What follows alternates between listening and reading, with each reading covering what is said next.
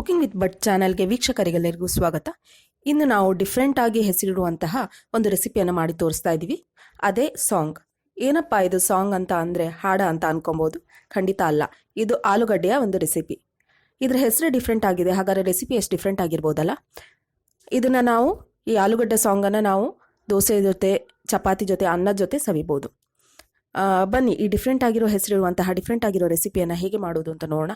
ಅದಕ್ಕಿಂತ ಮೊದಲು subscribe, share ಹಾಗೂ ಲೈಕ್ ಮತ್ತು ಕಾಮೆಂಟನ್ನು ಮಾಡೋದನ್ನು ಮರಿಬೇಡಿ. ಬಿಕಾಸ್ ನೀವು ಲೈಕ್ ಮತ್ತು ಕಾಮೆಂಟ್ ಮಾಡಿದರೆ ನಮಗೆ ಇನ್ನೂ ಹೊಸ ಹೊಸ ರೆಸಿಪಿಗಳನ್ನು ಮಾಡಿ ಹಾಕೋದಕ್ಕೆ ಪ್ರೋತ್ಸಾಹ ಸಿಗುತ್ತೆ. ಬನ್ನಿ ಈ ರೆಸಿಪಿಯನ್ನು ಹೇಗೆ ಮಾಡೋದು ಅಂತ ನೋಡೋಣ.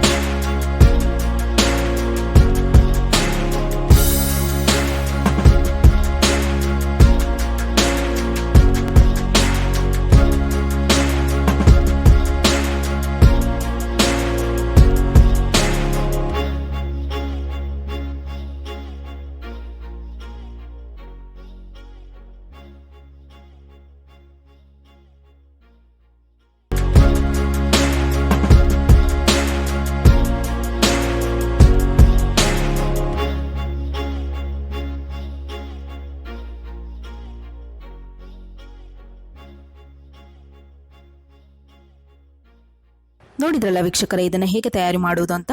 ನೀವು ಸಹ ಒಂದು ಬಾರಿ ಟ್ರೈ ಮಾಡಿ ಸವಿಯಿರಿ. ಮತ್ತೊಂದು ಹೊಸ ವಿಡಿಯೋದೊಂದಿಗೆ ನಿಮ್ಮೆದುರು ಬರಲಿದ್ದೇನೆ. ಅಲ್ಲಿಯವರೆಗೂ ನಮ್ಮ ಚಾನೆಲ್ನಲ್ಲಿರುವ ಬೇರೆ ಬೇರೆ ಅಡುಗೆಗಳನ್ನು ಟ್ರೈ ಮಾಡ್ತಾ ಇರಿ. ಧನ್ಯವಾದಗಳೊಂದಿಗೆ ಕುಕಿಂಗ್ ವಿತ್ ಬಟ್.